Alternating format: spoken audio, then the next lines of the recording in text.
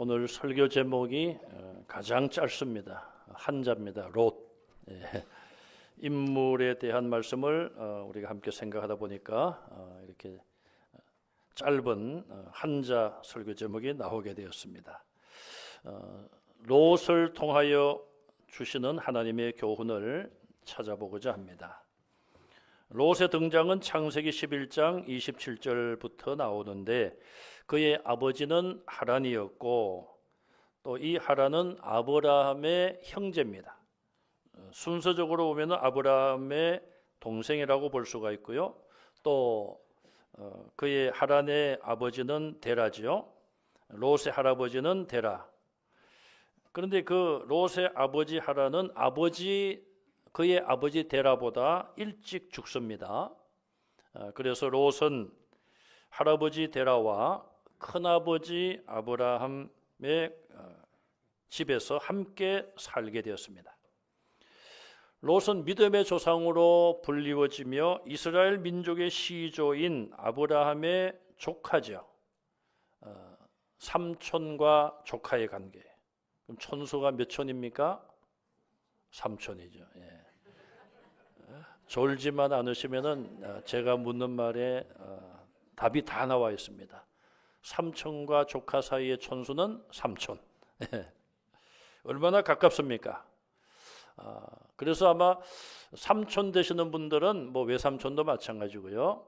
조카들을 뭐 다 그런 건 아니지만은 대체적으로 조카들이 귀엽잖아요. 귀여운 이유는 어딘가 보면은 나의 모습이 조금은 있는 것 같아요. 조카들이. 그래서 귀여워하고 사랑을 베풉니다. 외형적으로도 닮은 모습이 분명히 있어요. 왜냐하면 아버지끼리가 형제니까요. 그런데 외형도 중요하지만은 성품이라든지 또 그 가정에 어떤 흐르는 뭐 기품이라든지 그런 것들도 역시 닮는 것이 정상이에요. 그런데 롯은 많은 면에서 자기 삼촌 되는 아브라함과 닮은 점보다는 틀리는 점이 대조되는 점이 너무 많습니다. 우리가 아브라함이나 롯의 사진을 가지고 있지 않아서 외적으로는 얼마나 닮았는지를 확인할 길이 없어요. 그러나 성경에 기록된 그들의 행동이나 그들의 말이라든지 이런 걸 통해서 보면 너무 대조적입니다. 그럼 아브라함과 이 롯의 대조점이 뭔가, 틀리는 점이 무엇인가? 아브라함은 믿음으로 행한 반면에 롯은 눈에 보이는 대로 행했습니다. 아브라함은 관대하고 아량을 베풀고 양보하는 사람이었는데 롯은 탐욕적이고 이기적인 사람이었어요. 아브라함은 하나님이 세우신 도성을 본향으로 삼았지만 롯은 사람에 의해서 만들어진 도시, 무너진 도성을 본향으로 삼고 살았습니다. 아브라함은 모든 믿는 자의 조상으로 존경을 받고 있지만 롯은 부끄러운 이름을 가진 자들의 조상이 되고 말았습니다. 아브라함은 이 세상에서도 로마서 4장 13절의 말씀에 의하면 상속자가 되었지만 롯은 소돔의 멸망과 함께 모든 것을 잃어버리고 산속에 있는 동굴에 거주하는 신세로 전락하고 말았습니다. 롯의 이런 생애는 정말 비극으로 마무리되었다. 그렇게 볼 수밖에 없습니다. 그 이유가 무엇일까요? 베드로 사도는 베드로전서 4장 2절에 이렇게 기록을 하고 있습니다. 읽겠습니다. 그 후로는 다시 사람의 정욕을 따르지 않고 하나님의 뜻을 따라 육체에 남은 때를 살게 하려 함이라. 이 베드로 사도가 기록한 이 말씀은 죄인이 회개하고 이제는 남은 삶을 하나님을 따라 살아야 된다. 사람의 정욕을 따르지 마라. 이걸 교훈하고 있는데 롯은 이 말씀과 정반대의 삶을 살았습니다. 하나님을 따르지 아니하고 사람의 정욕, 욕심을 따라서 살았기 때문에 결국 그런 비참한 삶을 마무리했다. 그렇게 볼 수밖에 없습니다. 한 해가 마무리되어 가고 있습니다. 2024년 한 해 동안 여러분들 있는 자리에서 열심히 무엇인가를 따라가며 달려왔습니다. 무엇을 따라가며 살아오셨습니까?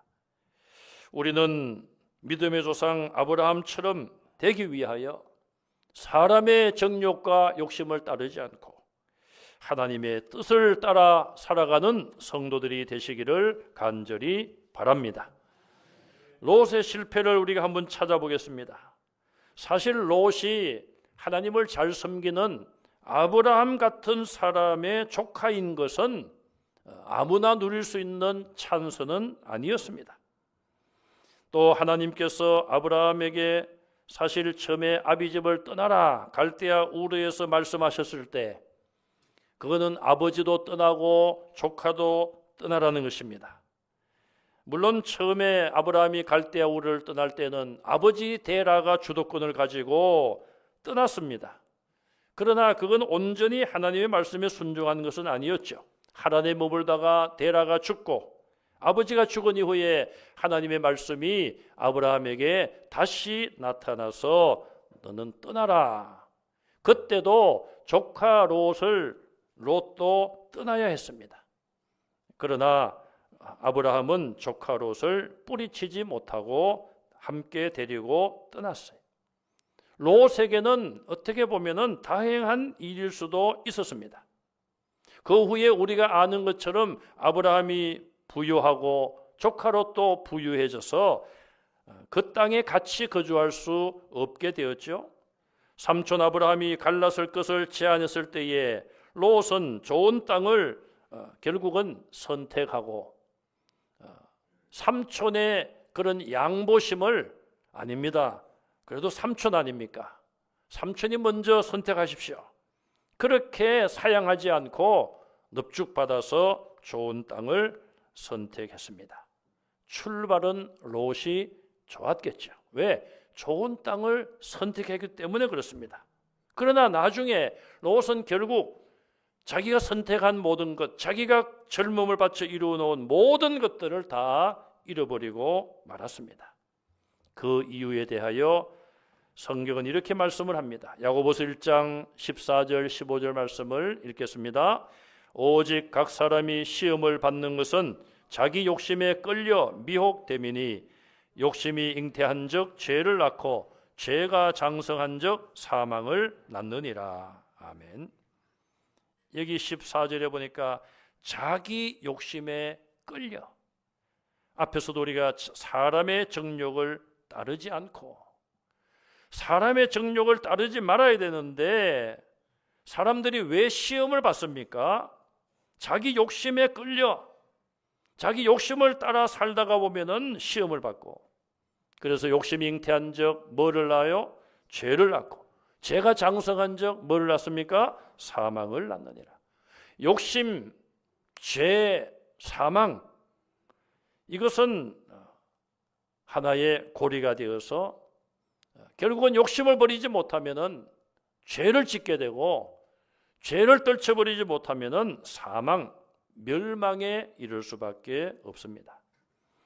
롯이 자기의 모든 것 잃어버리고 사랑하는 아내까지도 잃어버리게 된 이 모든 것들은 자기가 욕심을 따라 욕심에 끌려 생활한 결과였음을 알 수가 있습니다. 물론 아브라함을 떠날 때에 둘이 갈라서는 것은 어쩔 수 없는 선택이었습니다. 그러나 독립을 하더라도 롯처럼 독립해서는 안 되는 것입니다. 하나님께서 하와를 만드시고 아담에게 데려갔을 때에 내 뼈 중에 뼈요 살 중에 살이라 그런 고백을 하고 아내로 맞아들입니다. 하나님이 그때 말씀하시기를 남자가 장성하여 부모를 떠나 남편과 아내가 한 몸을 이룰지라 그렇게 말씀했죠. 부모를 떠나라고 그랬습니다. 자녀들이 장성하여 결혼하게 되면 부모님을 떠나야 됩니다. 이 떠나란 말이 아예 발걸음도 끊고 연락도 끊고 그런 의미가 아니지 않습니까? 중요한 일이 있으면 기도 부탁도 드리고 상의도 하고, 그러나 모든 선택과 모든 결정에 대한 책임을 자기가 지라는 것입니다. 부모님을 지나치게 의지하지 말라는 것입니다. 그런데 이 롯은 아브라함을 떠날 때에 완전히 떠난 거예요. 완전히. 몸만 떠난 것이 아니라 땅만 이렇게 구분하여 갈라선 것이 아니라 뭐 그 당시에는 교제하기도 어려웠으니까 교제도 전혀 하지 않았을 것이고 전혀 아브라함과 교통 없이 그런 자기만의 삶을 선택하고 가버렸습니다. 롯은 삼촌 아브라함만 떠난 것이 아니었습니다.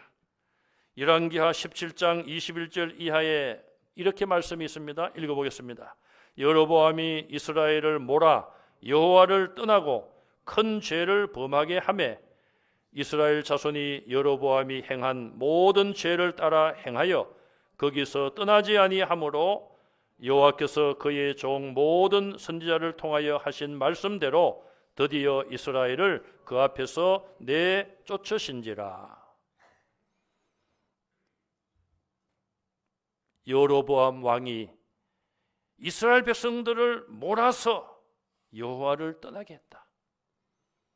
자기만 하나님을 떠난 것이 아니라 백성들까지도 여호와를 떠나게 몰았다는 거예요. 여호와를 떠난 결과는 무엇입니까? 큰 죄를 범하게 했다. 이것이 하나님을 떠난 결과예요.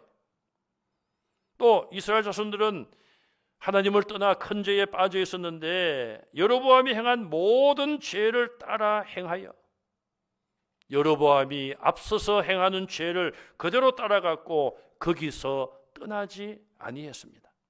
그 결과는 하나님께서 이스라엘을 내쫓으신 거예요. 이방 아수르에게 나라가 망하게 하시고 포로가 되어 그들을 흩으시고 내쫓으셨다. 이렇게 성경은 잘못된 것을 따라갈 때에 생기는 결과에 대하여 경고하고 있음을 알 수 있습니다. 여호와를 떠난 결과는 범죄였습니다. 그리고 범죄의 최종적인 종국은 멸망이었습니다. 성도는 하나님을 따라가야 되고 하나님의 말씀을 따라가고 어둠이 아닌 빛을 따라가야 될 줄로 믿습니다. 내가 지금 무엇을 따라가느냐? 그것에 따라서 우리 인생의 종착점이 결정이 되는 것입니다. 롯은 자신의 정욕을 따라갔고 결국 그 욕망의 뜬구름을 따라가다가 소돔성에 정착을 합니다. 창세기 13장 13절에 보시면 소돔 사람들은 여호와 앞에 악하며 큰 죄인이었더라. 그들의 죄악됨을 고발하고 있습니다. 소돔성에 살던 사람들의 죄악은 어떤 죄였을까요? 에스겔 16장 49절 50절 말씀을 읽어보겠습니다. 내 아우 소돔의 죄악은 이러하니 그와 그의 딸들에게 교만함과 음식물의 풍족함과 태평함이 있음이며 또 그가 가난하고 궁핍한 자를 도와주지 아니하며 50절 그만하여 가증한 일을 내 앞에서 행하였음이라. 그러므로 내가 보고 곧 그들을 없이 하였느니라. 아멘. 소돔의 죄악이 뭐냐? 그와 소돔 백성들과 그의 딸들에게 교만함이 있었다. 또 음식물이 풍족하고 태평함이 있었다. 태평성세를 그들이 누리고 있었고 음식물이 풍족하여 배도 불렀다 이 말이죠. 그런데 문제는 그가 가난하고 궁핍한 자를 도와주지 아니했다. 성경은 가난하고 궁핍한 자를 도와주지 아니한 것도 죄로 분명히 여기서 말하고 있습니다. 또 50절에 보니까 그만하여 가증한 일을 내 앞에서 행하였다. 그래서 내가 그들을 없애버렸다. 그들이 행한 가증한 일은 무엇일까요? 그 중에 하나를 예를 들어보면 로마서 1장 24절 말씀을 같이 읽겠습니다. 그러므로 하나님께서 그들을 마음의 정욕대로 더러움에 내버려 두사 그들의 몸을 서로 욕되게 하게 하셨으니 많은 죄악들을 나열하면서 그 중에 하나님께서 사람들을 정욕대로 행하도록 더러움에 내버려 두셨다. 하나님이 그냥 내버려 두신다는 것은 큰 불행이 아닐 수 없습니다. 하나님은 사랑하는 자를 채찍질해서라도 징계를 통해서라도 그들을 회개케 하시고 죄를 깨닫게 하시고 다시 은혜의 자리로 이끌어 주시는 하나님이신데, 하나님이 때로는 그냥 내버려 두십니다. 그럼 그들이 죄 속에 사는데, 여기 로마서 1장 24절 마지막 부분에 그들의 몸을 서로 욕되게 했다. 이거는 무엇을 의미할까요? 몸을 서로 욕되게 하는 것이 무엇일까요? 성적인 타락을 의미하며 요즘 문제가 되고 있는 동성애도 포함된다고 볼 수가 있습니다. 성인 남녀가 정상적으로 가정을 이루고 서로 성생활을 하는 것을 몸을 욕되게 한다고 표현하지 않습니다. 그러나 그것을 떠난 성적인 타락과 특별히 동성애 같은 것은 하나님이 주신 몸을 서로 욕되게 더럽히는 행위가 아닐 수 없습니다. 여러분들 유튜브를 보시고 성경을 또 강의하는 분들 강의도 들을 수 있습니다.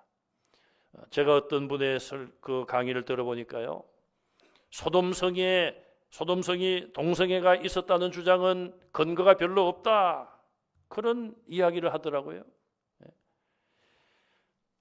자, 그렇게 성경을 해석하는 이유를 제가 모르겠어요. 누구를 위한 성경 해석인가?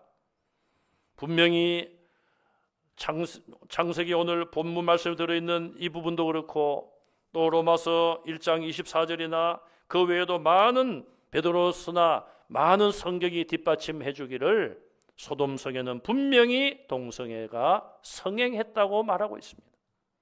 하나님은 그런 악한 죄에 대하여 유황불 심판을 내리신 것을 말씀하고 있습니다.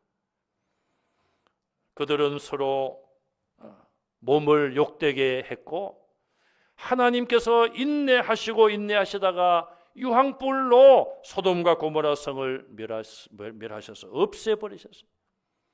여러분, 보통 어떤 나라가 멸망을 하더라도 많은 세월이 지나면은 다른 민족이 오거나 그들의 후세들이 그 땅에 나라를 다시 세웁니다.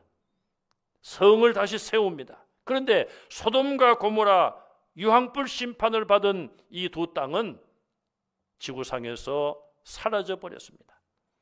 고고학자들은 지금 사해바다 저 밑에, 사해바다 밑이 바로 소돔과 고모라 성의 옛 터전이다, 그렇게 상당히 신뢰할 수 있는 주장을 하고 있습니다. 아예 사람들의 눈에 아예 보이지 않도록 하나님께서 그 성을 멸망시키셨어요. 얼마나 그들의 죄악이 컸으면은 그렇게 하나님께서 멸망시키셨을까요?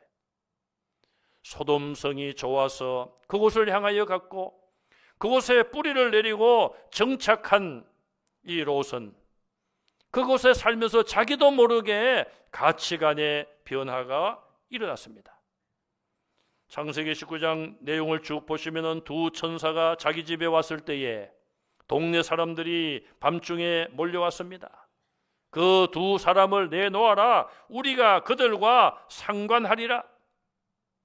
다른 표현을 보면 그들과 성적인 관계를 하리라.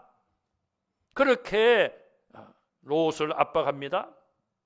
롯이 그들에게 어떤 제안을 합니까? 결혼 약속을 한 두 딸이 있는데 이 두 딸을 내놓을 테니 너희들 마음대로 해라. 그리고 이 두 사람은 내 집에 온 손님이니까 아무 일도 이들에게는 하지 말라. 여러분, 딸을 가진 아버지로서 할 말입니까?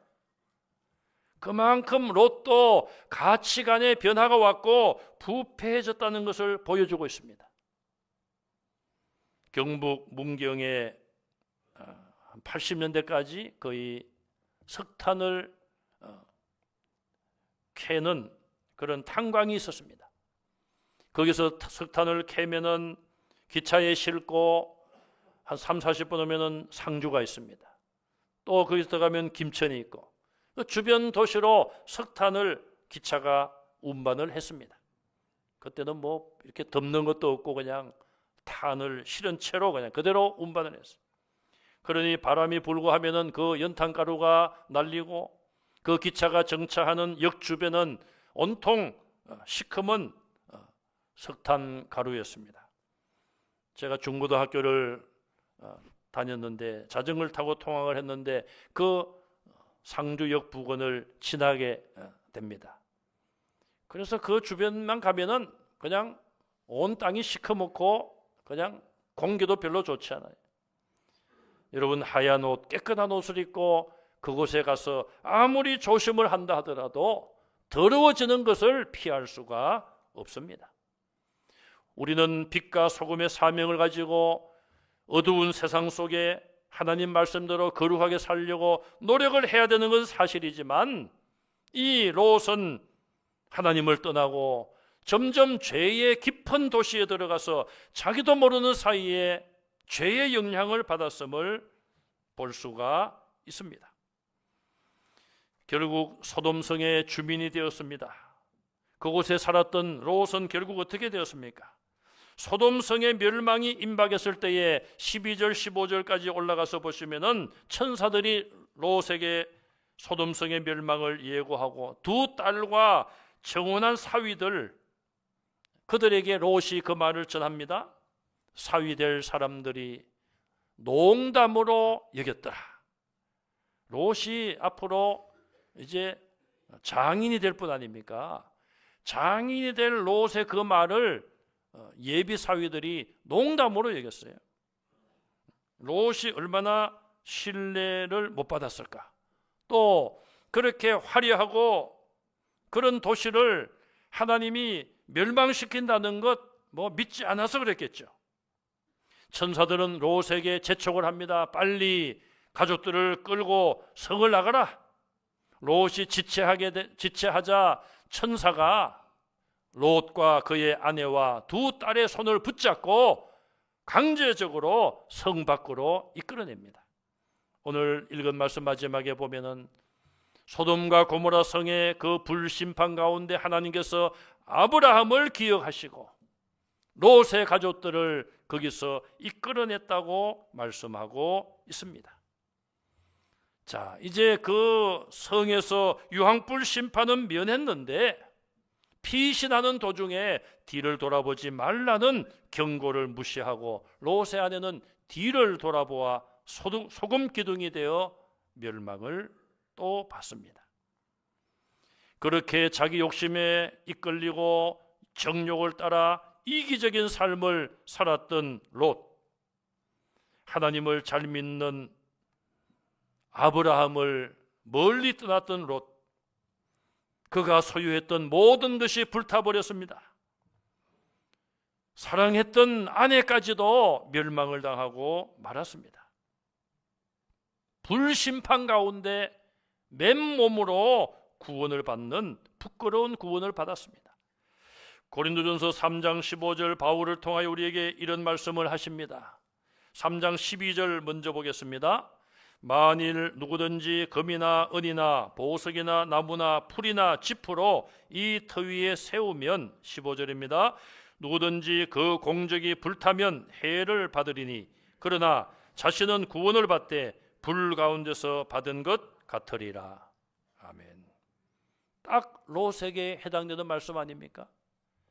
불로 해를 받으리라.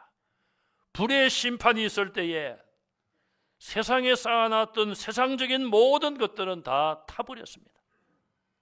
롯과 그의 아내 두 딸 맨몸으로 불 가운데서 몸만 구원을 받았습니다. 다 멸망해도 몸만 살아난 것 얼마나 그것도 귀하고 감사한 일입니까? 그렇지만 자기가 일평생 동안 따라가며 추구하며 쌓았던 것이 삽시간에 사라지고 말았습니다. 아내는 소금 기둥이 되었습니다. 두 딸은 아버지와 동침을 하여 모압과 암몬 자손의 조상을 출산하여 모압과 암몬의 후손들은 아브라함 그 후손들과 늘 전쟁을 하며 원수처럼 지냈습니다. 롯의 멸망의 원인은 하나님을 떠나고 하나님을 멀리했습니다. 하나님께 드리는 제사 예배를 멈추었고 육신의 욕심을 따라간 결과였습니다. 그도 믿음의 가문이 될 수가 있었지만 빛과 소금의 사명을 저버리고 어두움 속에 들어가 그도 영적으로 어두워지고 말았습니다. 시편 34편 22절 말씀을 같이 읽겠습니다. 여호와께서 그의 종들의 영혼을 속량하시나니 그에게 피하는 자는 다 벌을 받지 아니하리로다. 아멘. 자, 소돔 고모라 성이 멸망을 하고 롯이 나왔습니다. 아내는 소금 기둥이 되었다 하더라도 아직은 롯과 사랑하는 두 딸이 남아 있습니다. 롯은 어떻게 했으면 좋았을까요? 자기의 잘못을 철저하게 회개하고 두 손 들고 천부에 의지없어서 주님께 옵니다. 하나님께 와야 되죠. 또 두 손 들고 삼촌에게 찾아가서 삼촌, 제가 믿음을 떠나 살았습니다. 이제 삼촌이 믿는 하나님 나도 잘 섬기겠습니다. 그렇게 회개했다면 어떻게 되었을까요? 이 시편 말씀처럼 그의 종들의 영혼을 속량하신다고 했습니다. 아무리 죄를 지어도 하나님께 회개하면 하나님이 죄를 용서하시고 그에게 피하는 자, 여호와께 피하는 자는 벌을 받지 아니하리라. 새로운 출발을 하고 새로운 은혜를 회복할 수가 있었을 것입니다. 그러나 롯은 그것까지도 하지 못했습니다. 마태복음 24장 18절 말씀을 마지막으로 읽겠습니다. 밭에 있는 자는 겉옷을 가지러 뒤로 돌이키지 말지어다.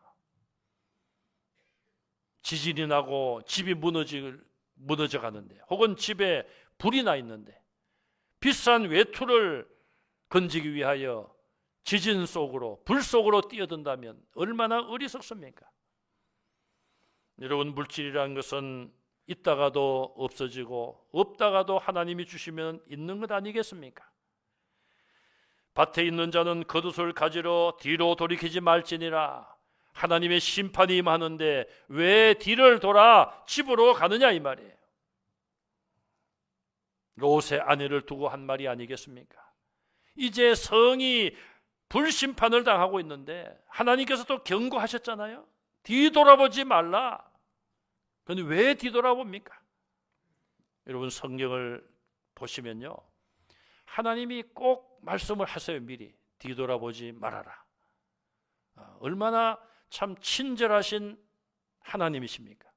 뒤돌아보지 말아라. 안 돌아보면 되잖아요. 그런데 꼭 보면은 하지 말라는 하는 사람이 있더라고요. 보면요. 왜 그랬을까요? 만약에 롯의 아내가 하나님의 은혜로 천국을 갔다면 제가 천국에 가서 좀 물어보고 싶어요. 그때 왜 무슨 마음으로 뒤를 돌아보았습니까? 여러분들이 생각하기에는 어떤 마음으로 돌아봤을까요? 미련 때문에. 일부 예배 때도 미련 때문에 그러시네요. 그까지 미련 때문에 뒤돌아봤습니다. 무엇에 대한 미련입니까? 저 집을 우리가 어떻게 지었는데, 저 재산, 저 가축, 저 재물을 어떻게 모았는데, 내 젊음을 바쳐서 열심히 일해서 저렇게 쌓은 것을, 그런 마음이 있을 것입니다. 또 어떤 마음으로 뒤를 돌아보았을까요? 한번 상상의 나래를 펴서 제 생각에는 이런 생각도 들더라고요. 정말 하나님이 멸망시키실까? 하나님의 심판에 대한 어떤 의심, 그런 마음도 있었을 것 같아요. 자, 여러분, 좀 전에 말씀드린 것처럼 하나님께서 친절하게 말씀하시잖아요. 뒤돌아보지 마라. 안 돌아보면 돼요. 여러분, 하나님 말씀대로 순종하며 살아가시기를 바랍니다. 우리는 그렇게 하시면 되는 거예요. 하나님께 피하면 되잖아요. 이제 소돔은 망했습니다. 다시 새로운 출발하기 위해서, 잃어버린 신앙을 찾기 위해서 하나님께 돌아오면 되잖아요. 돌아왔으면 하나님만을 향하여, 주님만을 향하여, 표대를 향하여 달려가면 되잖아요. 왜 뒤돌아봅니까, 여러분? 올림픽의 육상 선수들을 보면은 자기 앞길만 보고 열심히 뛰는 사람이 금메달 따는 거예요. 물론 뭐 우사인 볼트 같은 괴물이 나타나면은 너무 실력 차이가 나니까 뛰어가다가 어디쯤 오나 여유를 가지고 돌아보는 경우도 있긴 해요. 있기는. 그건 특별한 경우고요, 여러분. 예. 여러분 뭐 특별한 믿음이 있으면 그렇게 하셔도 좋은데, 우리가 겸손해야 되잖아요. 예. 겸손하게 뒤돌아보지 마시고 앞을 향하여 하나님을 따라가시고 목자 되신 주님을 따라가는 성도들이 다 되시기를 주님의 이름으로 축원합니다. 아멘. 기도하겠습니다.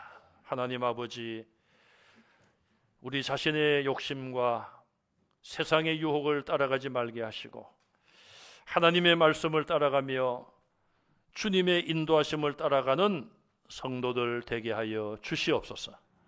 예수님 이름으로 간절히 기도하옵나이다. 아멘.